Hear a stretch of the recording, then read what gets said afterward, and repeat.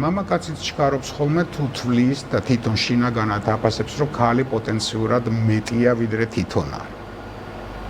ამიტომ მას შეიძლება სწრაფად გააფორმოს ეს ურთიერთობები და ამ შემთხვევაში მამაკაცი იწყებს ხოლმე როგორც მოიყვანა ცოლად და ეგრევე პირველი ბავშვი, მეორე ბავშვი, მესამე, ანუ საბოლოოდ დააკავს.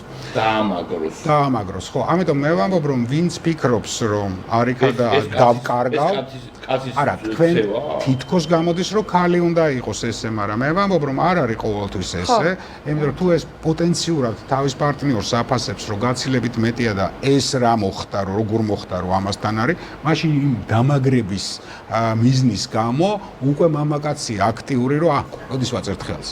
ანუ ყველაფერს აკეთებს, რომ ერთხელ და სამუდამოდ, ასე ვთქვათ, ამიტომ ესე ვერ ვიტყვი, რომ ქალი უფრო თუ კაცი გააჩნია ერთმანეთთან, როგორ აფასებენ ერთმანეთს და თავის როლს იმ ურთიერთობებში.